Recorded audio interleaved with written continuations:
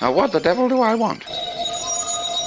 I certainly don't want to eat the girl in the sense of literally devouring her, because then she'd disappear.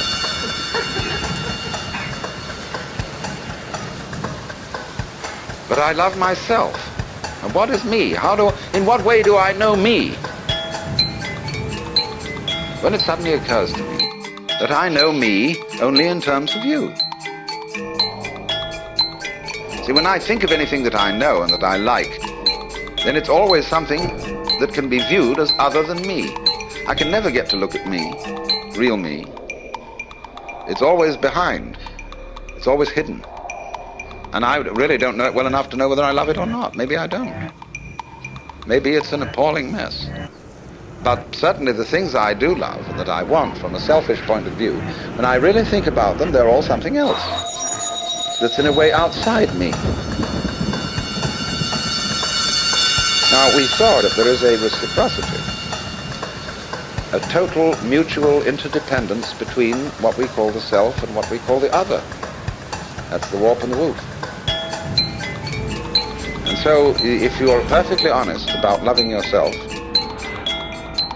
and you don't pull any punches, you don't pretend that you are anything other than exactly what you are, you suddenly come to discover that the self you love, if you really go into it, is the universe. You don't like all of it. You're selective about it, as we saw in the beginning. Perception is selection. But on the whole, you love yourself in terms of what is other. Because it's only in terms of what is other that you have a self at all. So then, I feel that one of the very great things that C.G. Jung contributed to mankind's understanding was the concept of the shadow. That everybody has a shadow. And that the main task of the psychotherapist is to do what he called to integrate the evil. To, as it were, put the devil in us in its proper function. Because you see, it's always the devil, the unacknowledged one, the outcast, the scapegoat, the bastard, the bad guy, you see, the black sheep of the family. It's always from that point, which we could call the fly in the ointment, you see, that generation comes. In other words, in the same way as in the drama, to have the play, it's necessary to introduce a villain. It's necessary to introduce a certain element of trouble. So, in the whole scheme of life, there has to be the shadow. Because without the shadow, there can't be the substance.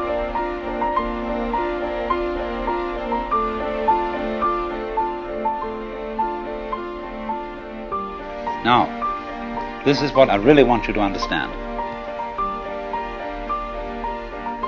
To get into the unitive world, underneath, underlying and supporting the everyday practical world, there have to be certain alterations in one's common sense. Now, there are certain ideas, and beyond these ideas, certain feelings that are difficult to get across, not because they're intellectually complicated, not at all because of that, but because they're unfamiliar. They're strange.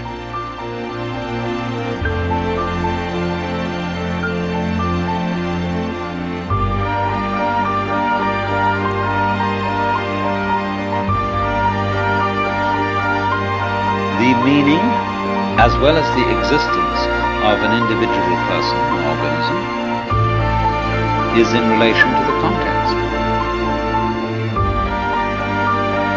You are what you are. Sitting here at this moment, in your particular kind of clothes, and with the particular colors of your faces and your particular personalities, your family involvements, your business involvements, your neuroses and your everything. You are that precisely in relation to an extremely complex environment. So much so that if, let's take for example this piece of wood that forms a support to the beam out.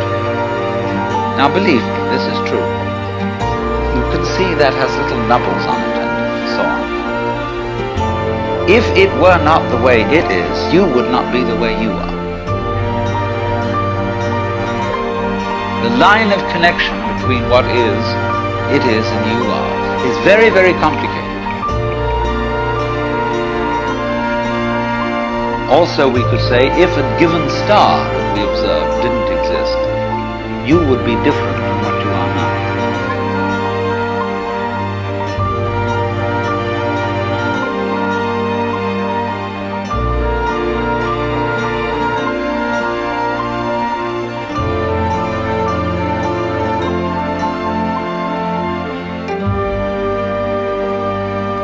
To penetrate one's own motivations to the depths